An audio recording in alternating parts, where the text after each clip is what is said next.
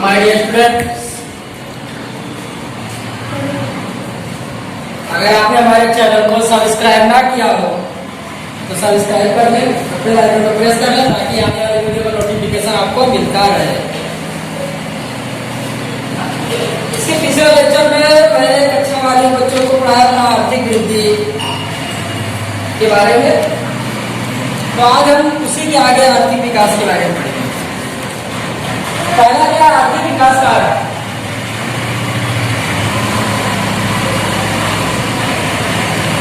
आर्थिक विकास का अर्थ पढ़ेंगे। आज आर्थिक विकास की परिभाषा पढ़ेंगे। ये दो चीजें आज हम पढ़ेंगे। सबसे पहली बात, हम आज आर्थिक विकास के बारे में जानेंगे। Meaning of economic development. इसके पहले आपने आर्थिक विकास से पहले आर्थिक वृद्धि के बारे में पढ़ा था, तो आज हम पढ़ेंगे आर्थिक विकास के बारे में। तो आर्थिक विकास है क्या?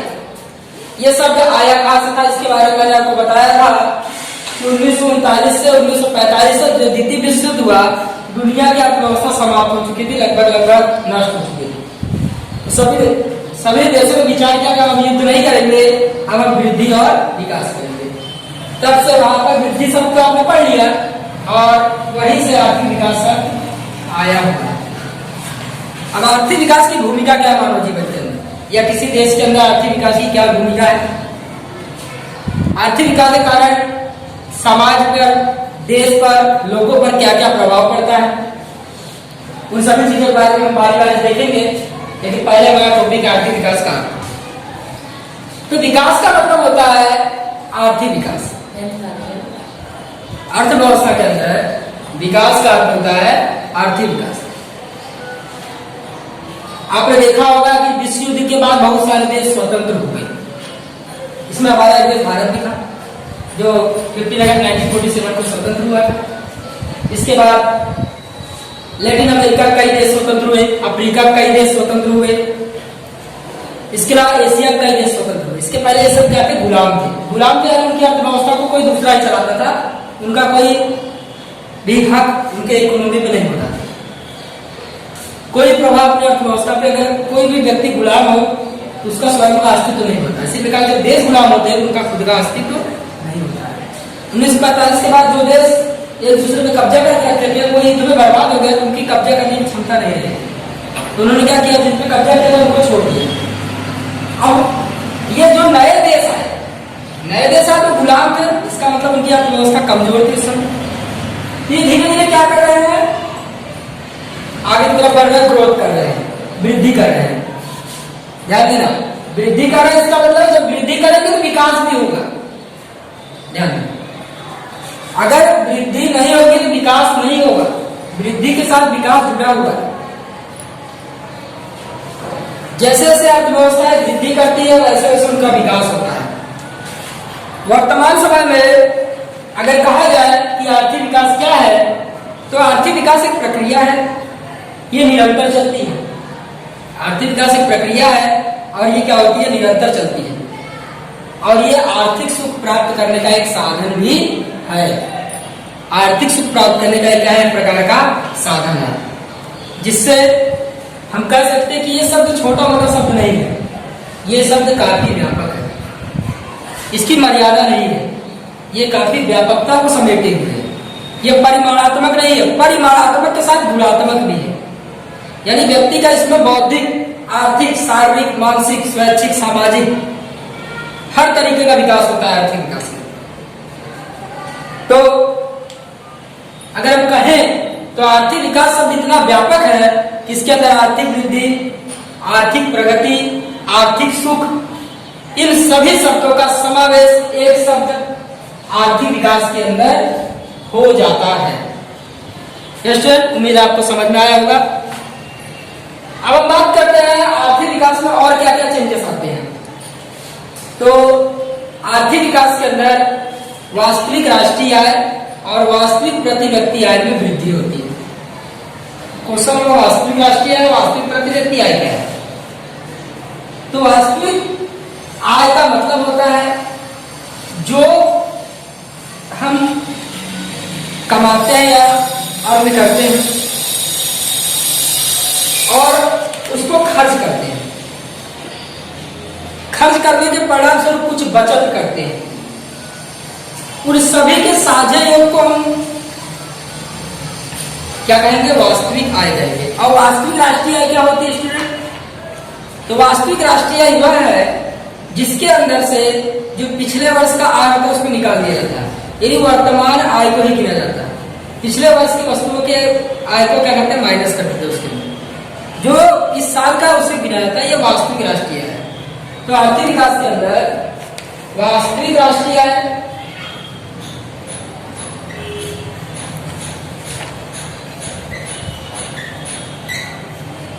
और वास्तविक प्रति व्यक्ति आय का समावेश होता है। इन दोनों चीज का समावेश किसके अंदर होता है? आर्थिक विकास के अंदर। आइए मैंने आपको बताया कि आर्थिक विकास क्या है? परिमाणात्मक नहीं है, साथ साथ गुणात्मक भी है। इसके पहले आर्थिक वृद्धि क्या बताया था? आर्थिक वृद्धि मैंने आपको बताया था कि आर्थिक वृद्धि केवल परिमाणात्मक है, यानी उसको मापा जा सकता है। इसलिए आर्थिक विकास को माप सकते हैं, लेकिन उसके बहुत से कुछ कमियां अभी मापनी है।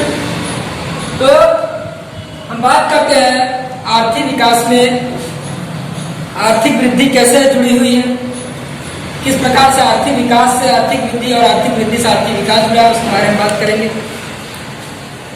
परिमाणात्मक का मतलब है जिसे मापा जा सके, और गुणात्मक का मतलब होता है उसके स्वरूप में धीरे धीरे परिवर्तन होता है। कहने का मतलब है मैं आर्थिक विकास को आपको अपने भाषा में अगर समझाऊं, कहने का ये मतलब है, मान लीजिए गरीब किसान है, ध्यान सुनिएगा, आर्थिक विकास आपको एक लाइन में आपको परफेक्ट एकदम समझना है।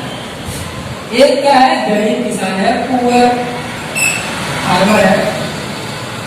वो मान लीजिए जो भी उसके पास जमीन है, जमीन का टुकड़ा है, उस पर खेती करता है। मान लीजिए वो 1 एकड़ जमीन पे खेती करता है और साल का वो 10 क्विंटल गेहूं बेचता है। ध्यान दीजिएगा, कितना बेचता है? 10 क्विंटल गेहूं बेचता है। लेकिन इस 10 क्विंटल गेहूं के अंदर क्या करता है? अधिकतर गेहूं अपने भरण पोषण के लिए यूज कर लेता है, उपयोग कर लेता है, और बहुत कम गेहूं बाजार में बेचता है। और जो गेहूं बेचता है उसके परिवार को कोई बीमार पड़ा, उसमें वो खर्च हो जाता है, यानी उसको और भी एक्टिविटी करने के लिए पैसा नहीं बच रहा है। कहने का मतलब है कि अपने बच्चों को पढ़ाने के लिए, अच्छा घर बनाने में उसका पैसा नहीं है। लेकिन अब वही किसान अच्छे बीजों का, सिंचाई की अच्छी व्यवस्था का उपयोग करता है और इसी जमीन में वो 20 क्विंटल गेहूं उगा रहा है। कितना उगा रहा है? 20 क्विंटल उगा रहा है। 10 क्विंटल में भरण पोषण कर लेगा, लेकिन अब 10 क्विंटल एक्स्ट्रा हो रहा है, तो क्या करेगा? उस 10 क्विंटल गेहूं को बेचेगा और अपने बच्चों की पढ़ाई के लिए एडमिशन वगैरह क्या करेगा? कराएगा। यानी क्या हुआ? यहाँ पर गेहूं के उत्पादन में वृद्धि हुई, लेकिन उस वृद्धि से उसने क्या किया? अपने गुण में, अपने आर्थिक दशा में परिवर्तन, क्या क्या परिवर्तन किया? उसके बच्चे स्कूल जाने लगे हैं, वो अच्छी स्वास्थ्य सुविधाओं को लेने लगा। इसी को हम आर्थिक विकास कहते हैं, क्योंकि जब वृद्धि होगी तो वही आर्थिक विकास होगा। अब हम बात करते हैं किसानों के बारे में। किसान क्या होता है? वर्ष के चार महीना इधर रबी की फसल में, 4 महीना खरीफ की फसल में और 1 महीना जायद की फसल में, यानी कुल 8 से 9 महीने खेती करता है। बाकी का 3 से 4 महीने क्या होता है? बेरोजगार रहता है। लेकिन जैसे जैसे आर्थिक विकास हुआ है, नई नई फैक्ट्रियां लगी हैं, तो किसान क्या कर रहा है? ग्रामीण क्षेत्रों से जो खाली समय बचता है वो शहरों की तरफ आके काम करता है, वहां पर कुछ पैसा कमाता है, यानी वो एक्स्ट्रा कमा रहा है। इससे क्या हो रहा है? वो एक्स्ट्रा पैसे का उपयोग कुछ वस्तुएं अपने लिए खरीद रहा होगा, कपड़े खरीद रहा होगा, मौज शौक के साधन खरीद रहा होगा। यानी वृद्धि के साथ साथ किसान क्या कर रहा है? आजकल विकास भी कर रहा है। यहाँ पर एक बात और ध्यान देने की बात है कि पहले क्या होता था? पहले जब फैक्ट्रियां वगैरह नहीं लगी थी तो किसान क्या होता था कि जो 3 महीने का समय बचता था उसके अंदर वो कहीं अपने रिश्तेदारों के यहाँ घूमने चला जाता था या और कहीं चला जाता था। इससे क्या होता? समाज में बैलेंस की भावना बढ़ती। लेकिन जैसे जैसे आर्थिक विकास हुआ है वैसे वैसे मनुष्य पूरे साल काम करता है और अपने आप को धीरे धीरे डेवलप कर रहा है। इसके अलावा अब क्या हो रहा है स्टूडेंट, धीरे धीरे उद्योग का, कुटीर उद्योग का, छोटे छोटे उद्योगों का बड़े बड़े उद्योग लग रहे हैं और लोगों का कृषि के ऊपर निर्भरता क्या हो रही है, घट रही है। और जैसे जैसे कृषि के ऊपर निर्भरता घटेगी वैसे वैसे लोगों का, देश का, समाज का, सबका विकास होगा। और विकास किस प्रकार का होगा, उस विकास को हम आर्थिक विकास के नाम से जाने। अब बात करते हैं स्टूडेंट परिभाषा। परिभाषा क्या है आर्थिक विकास? मैंने यहाँ 2 परिभाषा लिखी, आपको बुक में 3 है, फिलहाल हम 2 ही परिभाषा पढ़ेंगे क्योंकि ज्यादा पढ़ेंगे तो टॉपिक ज्यादा लंबा है। देखिए यहाँ पर एक इकोनॉमिस्ट है, अर्थशास्त्री है, जिनका नाम है माइकल टोलेरो। ये स्टूडेंट परिभाषा पूछता है। माइकल टोलेरो ने कहा आर्थिक विकास ये क्या है, बहुपरिमाणी प्रक्रिया है। बहुपरिमाणी का मतलब कि बहुत सारे आयामों को समेटे हुए। अभी मैंने बताया इसी के अंदर आर्थिक प्रगति, आर्थिक वृद्धि, आर्थिक समानता, इन सभी का समावेश क्या हो जा रहा है। यानी ये कोई छोटा मोटा शब्द नहीं है, ये अपने आप में बहुत बड़ी व्यापकता को समेटे हुए है।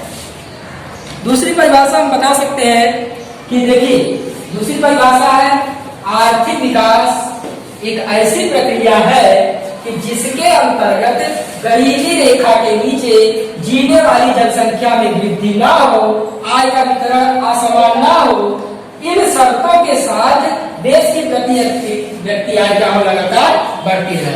Given by definition GM mayor. GM mayor ने इसकी परिभाषा दी है, क्या कहा है फिर सुनिए।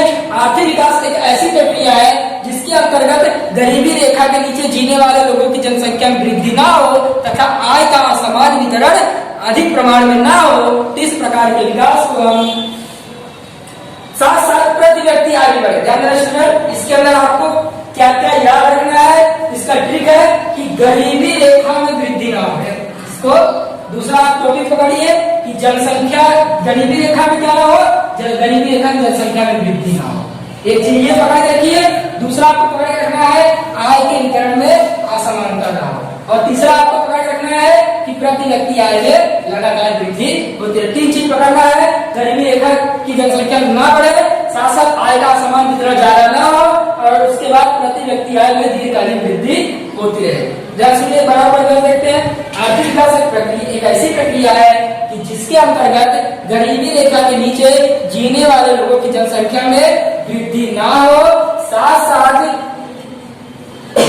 आय का अधिक असमान वितरण ना हो, इसके अलावा लगातार प्रति व्यक्ति आय बढ़ती है। यह परिभाषा है जीएम मेयर की। एक बार और सुनिए, आर्थिक विकास एक ऐसी प्रक्रिया है जिसके अंतर्गत गरीबी रेखा के नीचे जीने वाले लोगों की जनसंख्या में वृद्धि ना हो, साथ साथ आय का असमान वितरण ना हो, इन शर्तों के अधीन लगातार प्रति व्यक्ति आय बढ़ती रहे, तो इसे हम आर्थिक विकास कहेंगे।